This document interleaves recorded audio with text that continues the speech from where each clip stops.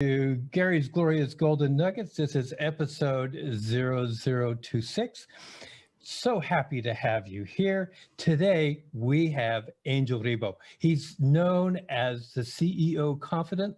This gentleman has an international clientele. He's also an international TV host when you think about all that he does. He's on several talk shows where he's actually interviewing people. This gentleman is a philanthropist. He has a great sense of social responsibility. He's been an entrepreneur for years and years, and now we have the opportunity to hear from Angel. So let me welcome you, Angel. Thank you. Thank you very much for having me, Gary. It's a pleasure. It's an honor. And obviously, thank you, everybody who's listening to us today. Yes. Thank you, folks. We really appreciate you being here. I'm going to start right off, Angel. Totally. What do you wish you had known before you became an entrepreneur? To take action faster than I did. Oh my God.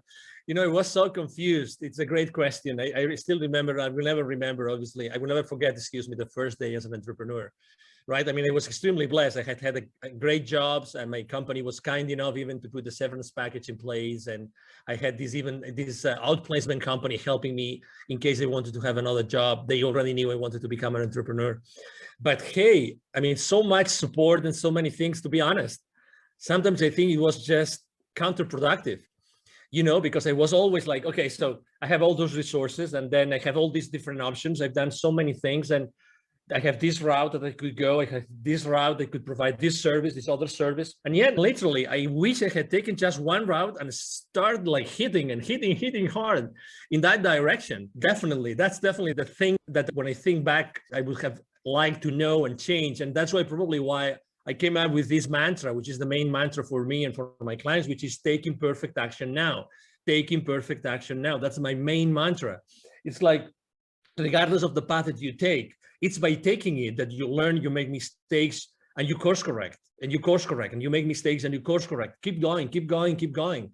You know, all the things will show up while you do it. It's not that you have to be insane. It's not that you have to be blind. Obviously, you have to be listening and you have to be analyzing what's going on around you. But, you know, it's like, I remember having this conversation with the director for the accelerator of the Babson College in Boston, in the Boston area. Probably you know, guys, that Babson is the #1 consistently. They deliver the #1 entrepreneurial degree in the country, if not in the world, consistently. And she was telling me right now, and that was 5 years ago, right now, in order to make a startup disruptive, we only need $10,000, $15,000. 5 years ago, we needed $200,000, $300,000. That's why the faster you go to the market, the faster you will see what you have to do to provide a better service to your audience. So, oh my God, I wish I had known that in 2016. Thank you for asking, Gary. You know, I love that because I've always lived by the mantra myself that says, anything worth doing is worth doing poorly in the beginning. You know, just keep going on it. Absolutely. And you know, you and I probably believe that there's no really such thing as failure. There's success, but there's learning experiences along the way. And there's times when your goal is not met. So when you've had those moments where the outcome wasn't what you expected it to be, what was the greatest one of those in your opinion? And what did you learn from it? Actually, probably it was when out of the blue and through a personal connection, a company, an entertainment company from Spain came to me or called me and say, hey, we are the owners of such a TV network. We are in Spain. We're going to fly to Los Angeles in a couple of weeks. We would like you to be there because we would like to make you an offer. We would like you to help us develop their business. I had no idea, absolutely no idea about their entertainment business, nothing. But I said, I mean, they were friends of friends and I had seen them, I think, once in Latin America, but they really didn't know much about their business. But anyway, there I go to Los Angeles, I meet with them, and they say, so that's what we would like to do.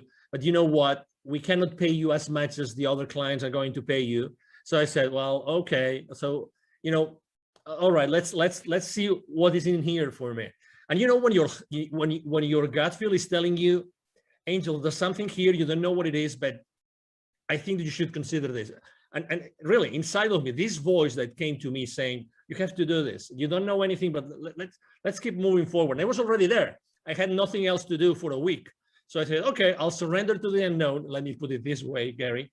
And, and then they go, well, Angel, you know what? Part of your responsibility, if you take this, if you accept our offer, it's going to be that you're going to be sitting on this chair just for a test. And you start interviewing people. I said, what? Yeah, you start interviewing people. And you know, but I don't know anything about these people, nothing. But don't worry, you know, we are here in this, you know, conference and there's thousands of people. We'll bring you only like, I don't know, maybe 30, 40, 50 in the next 5, 6 days. And we will probably not have time to tell you who they are, but it doesn't matter. You know, we'll sit them down here with you. And we know you're a smart guy. I mean, as much as I like challenges, Gary, you know, I mean, I don't know anything about what this person does, right? And I have no idea of the subject matter. I mean, I have, you know, like really in an uncomfortable place, but let's say, why not? Why not? Why not? Okay, so I started interviewing the first person ever. I will never forget the name of this guy. Very famous guy in the US. His name is Stephen Halpern. He was the first guy developing spiritual music in the country. Everybody knows this guy, right? He was kind enough to be extremely gentle with me. So, but you know what? I started like asking him questions, and I was just so concentrated, so focused on him that I started asking one question after another. And the only thing I knew is that I didn't want to deceive the audience. So I tried just to make sure that what would the audience ask if they were me? What would they want to know? And you know, we came and going. And at the end of the conversation, Stephen, he might even remember this. This is funny. I am speaking about him today. He said, wow, you did a great interview. Thank you so much. I said, what? Oh, okay. Thank you. Thank you very much. Obviously, I would never say, you know, I never recognized to him, right? Like acknowledge that it was my first ever. And the number 5 or 6 was this celebrity from Hollywood, the Michelle Rodriguez, you know, the actress from, you know, the Fast and Furious saga of movies, and you name it. I mean, but guess what? All this, like, you know, discomfort for these many days eventually put me in a place where I said, oh my God, this is a skill that I'm developing that I didn't know that I had. I didn't know that by being previously spokesperson for large corporations of America in other places in the world had helped me. Oh my God, I am at the other side. I'm becoming the host instead of the guest. There is something here. There is some, you know, there is value. Why? Because I realized that I can make available to the normal citizen the greatness of my interviewee. And this is priceless. This is priceless. So this is probably one of the stories that I think that I wanted to share after your question, Gary. I will tell you, Angel, what I love the most is if the audience is sitting here and they haven't been pelted by your golden nuggets, they're not listening. I mean, it's just one after another. It's like a machine gun going off. Boom, boom, boom. Thank you. Thank you. I love it. So what advice would you give somebody who's saying, okay, I want to be an entrepreneur, but what do you suggest? What would you say to them? Yes, you know, I think that we live in a very important moment in history. Obviously, it's now March 2021. In the upcoming weeks or months, this will be, this interview will be published. So it's a very important moment in life, and it's not a coincidence that we are living this moment. Okay, so I would like to just make sure that you understand what this means. Okay, so the world is what it is, and we are here, all of us, to play a role, like it or not. Okay, we are playing a role in the new world that we are creating. Okay, so that's number one. Number two, I was blessed enough last year of delivering a couple of webinars to the local, business accelerator communities here in Dallas, Texas, and both were about the following subject, which is pivoting in times of crisis. Pivoting in times of crisis. And after doing those two webinars to the local entrepreneurs and startup CEOs communities, I would say one thing: we all have this incredible talent. We all have this unstoppable divine force inside of us, that allow us to provide a unique service to the rest of the world, okay? Nobody has had the same life that you, listener, has had. Nobody. So you are unique. So even if you think, oh, there's going to be so many other coaches, so many other, consultants, so many other people making the same product, not a chance. That's not true. Nobody is able to provide the value, the wisdom, the teachings that you bring to the world just because you have had your own life and you have had your own experiences. That means by default, by definition, that means that there's going to be in the world an audience that is just waiting for you to show up and to give that value to them. So when I was telling these guys, going back to the story of the webinars here about, pivoting in times of crisis, there's four things that I would like to tell you. Number one, you already know that you have passions, that, there's something that you are enthusiastic about. Number two, there's always friends of you or relatives or colleagues that tell you you are an expert on something. You always come to you for something. Number three, the market is always going to need what you are willing to share with them, as I said before. And number four, and that's the only question maybe you have to ask, is the market willing to pay for it? Yes or no? If the answer is yes, and 95% of the occasions, yes, the answer is yes, then you have a business. So again, don't be fearful. I know you are on the fence, and I just answered a question saying, what was the main mistake I made is being on the fence for too long, right? So I know you are on the fence, but at the same time, know that there's people out there waiting for your message, and they will never go, and they will never move hiring someone or paying for someone's services unless you show up and they resonate with you. They're waiting for you there. That's why I think, sometimes people, I remember when I was training salespeople, I've trained literally hundreds of salespeople, and I remember training them. And in the first training session, most of the people would tell me, hey, sir, hey, Angel, but what happens if I run out of leads? If I run out of leads, how am I going to make my quota? I would always tell them the same thing, always, to all of them. Okay, so whenever you run out of leads, please come to me, and I will give you another list of 1,000 additional leads that you can call onto. What I'm trying to say is that we have those limiting beliefs that we think that we are limited, we are in a box, and we are competing against the rest of the world, when everybody knows already that the wealth is in the follow-up, that nobody follows up. So there's always wealth for everybody. There's always, services that you can provide and people that will pay for you. It's collaboration that we have not been taught. That's why we are being taught all the time about competition, but the reality is that there's wealth for everybody. And if we learn to collaborate as opposed to compete, you will feel much more comfortable, and we will all make a nice living. All of us, no exception. I fully agree. And I thank you so much. Again, I hope you guys got another dump truck to fill up, because this guy is just going to give you golden nugget after golden nugget. So let's just talk about resources. Now, resources can be people, books, relations, etc. Can you just name three that have really influenced you in your entrepreneurial pursuits? Yes, I would say number one, when I was in corporate America and I was in charge of, let's say, business development for many different areas in the world, I was very lucky because regardless of my own sales team, I was always working in what is called like indirect sales models. Indirect sales models means that the companies I was working with, we were going to the market and selling through resellers, through partners, and this kind of, intermediaries, let's put it this way. That was a great blessing. Why? Because I became the most trusted advisor of all those companies. Guess what? The leaders of those companies and the different employees, they were pure entrepreneurs. They started their companies small, and they wanted to thrive, and they wanted to make a lot of money out of the margins that we were giving as the vendor, right? So that's the number one thing. Resources, people that I always was working with, and I was always working with partners. That's why I talk about collaboration all the time. So number one, resource, partnerships, collaborators, resellers, distributors, you name it. Look for something, someone, companies, people that can go to the market, help you go to the market. That's number one.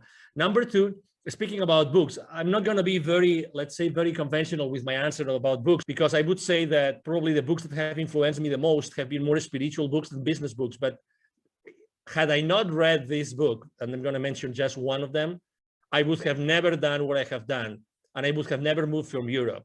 And it's a book considered, it's a fiction book. It's a history, or excuse me, the story about a series of scrolls and revelations from the Amazonian, forest in Peru. The book is called The Celestine Prophecy by James Redfield. Had I not read that book, which was like, of course, I knew that already, but I would never say this aloud. This is, I would be embarrassed of sharing this with anybody, but I was reading the book and every single page was like, oh my God, yes. Oh my God, yes. I always had this feeling inside, but I never was able to formulate it properly. I was never able to say, oh yes, this is like this. Exactly. So, and why is this book so important? It was so important for me because that's the book that when I finished reading it, I said, I have to go from Europe. I am originally from Barcelona. I was living in the UK at that time. I said, I have to move from Europe to the Americas. I don't know why nor how. It doesn't matter. I'm going to go back to London and I'm going to ask my managers, my supervisors, hey, I would like you to relocate me to Latin America to work. I don't know why, I just want to go, right? And they told me, no, you're crazy. Why would you go from this, amazing job in this amazing country, making so much money, to a third world country? You are insane.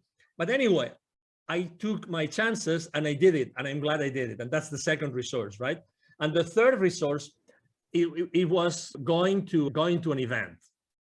And I go to a lot of events, but this event really changed me. And although I burned my feet and that event, and now I'm giving you a clue that what event I went, and and nobody burns their feet, only the ones who are not engaged. And I was one of them. Okay, I don't mind saying it and sharing it with the world. I went to a Tony Robbins event and I burned my BLOODY feet. Okay. So, but guess what? I think that was part of the experience, and obviously it was meant to happen, right? I remember there was so many, you're talking about nuggets. Tony Robbins, obviously, he's, as you know, he's been the coach for the most influential people in the planet. Okay. So what he knows, probably only a handful of people know in the planet. Okay. So he was just sharing so many ideas, and the idea for the first time, the idea of, if you want to be really wealthy, that's going to be proportionate to the number of people that you help. And I had never, it seems obvious, right? It seems evident, right? But I had never thought about this in that way, that it's all proportional. So start thinking about how can you do something, provide a service or a product that you are going to be able to scale afterwards, right? Because it's going to be the amount of people that you serve, what's going to define the rest of your, let's say, wealth life. Those three resources, collaboration with partners, this specific book, and going to this specific event, those were three amazing resources that they made Angel Ribo the CEO Confidant that I am today. Well, I'm glad that you hit those resources. And I must admit that in my life, two of those have been experiences for myself without the burnt feet. but let's just move on here. There's a lot of myths about being an entrepreneur. And because they're myths, I'm going to give you an opportunity to just pick one and just bust it right now for our listening audience. Any myth? Probably the first myth that I like to speak about a lot is the imposter syndrome. The imposter syndrome. We all as entrepreneurs at some point, generally in the beginning of our journey, we think that we're not worth it, that nobody's going to hire us, and that whatever we say that we did before, it's just BS, with all due respect to everybody, okay? Because we think that it wasn't enough. We think that nobody's going to hire us because before we had all this powerful machinery, of this large corporation or company, supporting us. And then we think that as soon as we start saying what we did before and try to capitalize and try to show it to the world, it's fake, because it's fake because it was in another setup and it was another system and we were working with another set of goals, but it's not true. It's not true. Again, we are, as I said before, we have treasured inside of us a series of experiences, knowledge, wisdom, which is not comparable with anybody else. And that goes the other way around too. So it means that, we really don't have, and you are not competing with anybody else. So when we have this syndrome that, we think that what we are saying, even though, deep inside of us, we know it's true, we still have this feeling, and we say it like with our, mouth, like semi-shut, you know what I mean? When I read the other day a great quote, I used it for my motivational quotes on social media. I write books to know what I know. I write books to know what I know. And I can tell you, one of the reasons why I accept so many invites from podcasters is because for me to be on a podcast and to be interviewed is such a blessing, because I really get to know what I know. I have to tell you, and I can tell you a very interesting story. The other day, I was interviewed by a young guy from Bangladesh. I was his second guest, okay? And he was intimidated, so intimidated that he made it late to the show, and he was the host, right? When you realize that he was late, not because of any other reason, but when you start talking with him, you realize that there's something there. And I spent literally like the first 5-10 minutes just praising him, just telling him how brave he was, how courageous he was, that I had been in his website and everything. And he was suddenly, I saw him growing. I saw him like becoming the phoenix bird. You know what I mean? This young man, I was his second, and he started asking me questions. And the questions he was asking me were so naive. But you would say, okay, they were naive, so they were not rich. No, because it's not such a thing as a naive question. I phrase it like this, so you realize you know what I mean. But he forced me to answer questions in a way that nobody else had ever forced me to answer. So out of his spontaneity or his, being genuine and naive, actually, we eventually had an incredible interview. I really thank him so much. And obviously I offer my help to him. He's in Bangladesh and he's a very young guy. You never know where the diamonds are going to be buried. You never know that. Never, ever. So it's very human. Going back to the original question, it's very human to have the imposter syndrome. But hey, show up, step up, expose yourself. That's the best recipe I can give you to bust the imposter syndrome that we all as entrepreneurs go through. Show up. Don't be afraid. And if you cannot answer a question, it doesn't matter. Be genuine and say, hey, I haven't got the finest idea of how to answer this question. I will have to think about it. Just that. And it's you. And there's going to be people that are going to say, this guy was strong enough, and he was authentic enough and humble enough to acknowledge that, or he or she obviously wasn't able to answer that question. And that's part of who you are. And again, I'm sure that for the next interview, you will be able to answer this question and many others, because you probably will have done some homework, but I really like this, like as to be busted, because we all go through it. It's a limiting belief, and it's so not true. So not true, Gary. I really appreciate that. And one thing that I know from our brief interactions with each other, you are a master at building other people. You are a master at helping to establish confidence in what people have to offer. So I really appreciate that aspect of you from my point of view. Now, I'm going to change up a little bit, because I'm not going to ask the next question I normally ask. We talked about social responsibility. I'd like you to talk about your point on social responsibility as an entrepreneur. Yeah, there was a time in my life in which I said, if not me, who? And you will understand why. If not me, who? I had this question inside of me, if not me, who? When when I was in Latin America, I lived in Latin America for 10 years, and I was working with Latin America for 15 years. And I was going there so often. I was always dealing with, we were doing consultative selling to large corporations present with their subsidiaries in Latin America. And every time I was going to see their plants, the manufacturing plants, they would typically be in the outskirts of big cities, suburbs, rural areas sometimes. Every time I would go to those places to meet with the CEO levels, to close some deals, every single time outside those plants, there would be a lot of poverty, because that's where poor people live. They live in the outskirts of the cities. And every time I would go to those places with my rental car, they would ask me, hey, senor, would you like to buy some gum from me, some candy, a bottle of water? Can we keep your car safe while you are inside? So I was always interacting with kids, always was interacting with kids.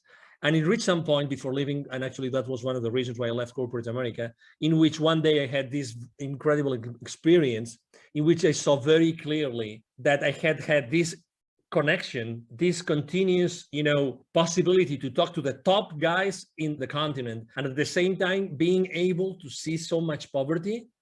And I saw very clearly, if I'm not the one connecting those two dots, who's going to do it? Who is more? Who can show more, like the experience reaching out to the top and being able to deliver to the bottom through my entrepreneurial career? And I can teach entrepreneurship to these kids in need in Latin America. That was the aha moment. That was, and again, it came very, it was an impactful moment in my life, but I was, one of the saddest things in life is that we become, how is that, too familiar with the misery. We become too familiar with problems that we don't pay attention to. And the more they show up, the more insensitive we become. We become insensitive to people that are really in depth, in deep problems. And let me tell you an example. Just in Latin America, there's 170 million kids in 2012, according to UNICEF. 81 million kids live in poverty in Latin America. 81 millions. Okay, so the population of the US is 350 million roughly. 81 million kids in Latin America live in conditions of poverty. 22 million don't have drinking water at home. 22 million. And that was from 2012. I can't imagine now, after everything that's going on in the world, I can't imagine. So that's why in 2015, after I had this experience, we gathered a team. I'm the co-founder of Wisdom for Kids. And what we do is we help underprivileged kids in Latin America become entrepreneurs using the local resources. And you see, it's like, Gary, it's like for my entire life, I was preparing for this. Isn't it crazy? It's like I had learned all this entrepreneurial stuff and connecting to all these people and knowing how to reach out to them, blah, blah, blah. All this, like, there was a plan behind it. Someone had been working on that plan for me to be able eventually to do that. That's why I was asking myself, as I said in the beginning, if not me, who? Who's going to do this if it's not me? Who is more, prepared to do this? And I felt immediately, the responsibility in a good way, because going to Latin America and teaching kids entrepreneurship is just a blast. It's a big blessing, as you can imagine, Gary. I just am so overwhelmed with the things you've just talked about. Thank you. This is why I love doing what I do when I get to talk to people like this. How can people contact you? Thank you. So I'm very active on social media. I'm blessed with having a great team that helped me do that. Otherwise, I wouldn't be able to do it. I thank my team every single day. I am the most active network I am on social media outlet is LinkedIn, the professional network. You can message me there and you will see me there. Angel Ribo, Ribo spelled like R-I-B-O for the ones that don't see the video of this interview. My brand is the CEO Confidant. And I'm going to give you also my direct email address. Either my team or myself, we answer all the emails we receive every single day. It's very easy. The email address is extremely easy. Angel, as in heaven, A-N-G-E-L, @angelribo.com. My last name is Ribo, R-I-B as in boy, O. So my email address again is angel@angelribo.com. You can reach me there, and it will be a pleasure for me to interact with you and engage in a conversation. Ladies and gentlemen, we'll have all that information in the show notes. So if you're driving, continue driving. Don't try to pull over to the side of the road and try to write it all down now. So yeah, just go ahead. Now, Angel, I always give every guest 2 uninterrupted minutes. to right. say whatever's on their heart, whatever they want to say at this moment. So your 2 minutes start now. I believe that the last 12 months have been really probably the most challenging, months in our lives, right? Maybe the people that were when they were young, they were maybe in a war, maybe that those were the most challenging for them. But regardless, I think that those 12 months have taught us something which is extremely important for all of us, which is connection. Connection. I've been consistently posting for the last 12 months about building bridges. Why? Because I've seen in so many outlets, in so many instances, face-to-face or online, people disconnecting, unconnecting. We've never needed, as humanity, more connection than today. Never. You can, and you have the possibility of connecting people every single day with your wisdom, with who you are. Try to reconnect, try to rebuild the bridges. If you burned any bridge for the last 12 months, you have this divine force, which is, inside of you and nobody can take away from you. Use that force inside of you to rebuild those bridges. Really you can make a difference just with who you are today and with what you do every single day. Try to do that purposely. Try to have an intention every single time, every single morning that you wake up, when you wake up, and when you go out, and when you start talking with someone over Zoom. Try to build a connection. Try to create a connection. Make it an intention, because we all need it. This is happening really because of something. There's some reason behind, all the fear and all the challenges. And the reason why this is happening is that because we have to become more aware of what we really can do as humans. I see this every single day. Thank you, Gary, very much for allowing me to be here. You are right. When I work with someone, I really make sure that they understand their own potential. That's my main goal with everybody I work with. To make them understand their absolutely incredible potential. And, it's been a pleasure to be here with you today. And thank you for allowing me to maybe share some nuggets with you. And obviously, I feel so honored to be here, and anything I can do for you and for your audience, it will be a pleasure to do it, Gary. Thank you so much, Angel. God, I love you, man. You're great. Thank you. Likewise. Ladies and gentlemen, that is going to conclude this episode of Gary's Glorious Golden Nuggets. If you've enjoyed the show and you haven't subscribed yet, please do subscribe. If you would like to share this with somebody, please do. Help our audience to grow. Angel, you are a gold mine. Thank you so much. Thank you so much for your time.